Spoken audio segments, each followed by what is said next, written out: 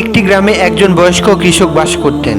তিনি ছিলেন অত্যন্ত পরিশ্রমী এবং তার জীবনের বেশিরভাগ সময় তিনি জমিতে কাজ করে কাটিয়েছেন। কৃষক সবসময় তার নিজের কাজ নিয়ে ব্যস্ত থাকতেন এবং তার জীবন খুব সাধারণভাবে চালিয়ে যাচ্ছিলেন। তার একমাত্র ছেলে ছিল যার উপর তিনি তার বাকি জীবনের স্বপ্ন দেখতেন। ছেলে ছিল তার বেঁচে থাকার একমাত্র ভরসা, কারণ বয়সের ভারে কৃষক ধীরে ধীরে কাজ করার ক্ষমতা হারাচ্ছিলেন। কৃষকের একটা প্রিয় ঘোড়া ছিল যা তার চাষাবাদের অন্যতম প্রধান সহায়ক। হঠাৎ ঘোড়াটি পালিয়ে গেল। ঘোড়াটি তার জীবনের জীবিকার অন্যতম একটা অংশ ছিল।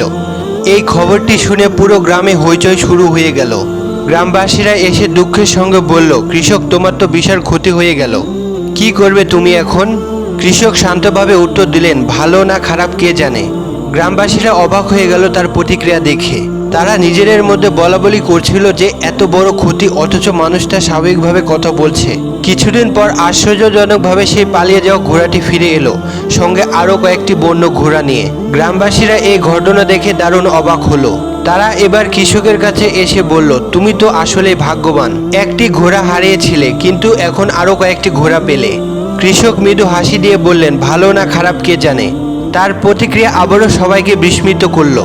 গ্রামবাসীরা ভাবতে লাগলো, এই লোকটা কেন খুশি হয় না বা দুঃখ পায় না। পরের দিন কৃষকের ছেলে নতুন ঘোড়া বসে আনতে গিয়ে হঠাৎ পড়ে গেল এবং তার পা ভেঙে গেল। ছেলেটি তার বাবার একমাত্র ভরসা ছিল। তার পা ভাঙা মানে কৃষকের পুরো চাষাবাদের কাজ থেমে যাওয়া। গ্রামবাসীরা আবারও ছুটে এসে বলল, এ তো বড় দুঃখের ঘটনা, তোমার ছেলে এখন আর কাজ করতে পারবে না, তোমার তো বেঁচে থাকাই কঠিন হয়ে যাবে। কৃষক আবারও শান্তভাবে বললেন, ভালো না খারাপ কে জানে। কয়েক মাস পর সেই অঞ্চলে যুদ্ধ শুরু হলো। দেশের সেনাবাহিনী গ্রাম থেকে সব তরুণদের যুদ্ধে যোগ দেওয়ার জন্য ডেকে পাঠালো।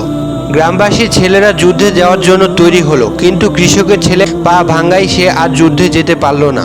গ্রামবাসীরা এসে বলল, তোমার তো অনেক সৌভাগ্য। কৃষক আবারও শান্তভাবে বললেন, ভালো না খারাপ কে জানে। এই ঘটনাগুলো একের পর এক ঘটতে থাকলো, আর কৃষক কখনোই জীবনের কোনো পরিস্থিতিকে শেষ বলে ধরে নিতেন না। তিনি জীবনের প্রতিটি ঘটনা নিয়ে খুব শান্ত ছিলেন, কারণ তিনি জানতেন জীবনের কোনো পরিস্থিতি দীর্ঘস্থায়ী নয়। এই গল্পটি আমাদের শেখায় যে জীবনের প্রতিটি মুহূর্ত পরিবর্তনশীল, আর ভালো খারাপ কোনো ঘটনাকে তাৎক্ষণিকভাবে বিচার করা উচিত নয়। জীবনের উপর আস্থা রেখে ধৈর্য ধরে এগিয়ে যাওয়াই জীবনের সবচেয়ে বড় প্রেরণা। মানুষের জীবনে অনেক উত্থান পতন থাকবে, কিন্তু সেগুলোকে গ্রহণ করে সঠিকভাবে এগিয়ে যাওয়াই সফলতা। আজকের ভিডিওটা এই পর্যন্ত। সাবস্ক্রাইব করে পাশে থাকবেন। ভিডিওটা কেমন লেগেছে কমেন্ট করে জানিয়ে দিন। দেখা হচ্ছে পরবর্তী ভিডিওতে।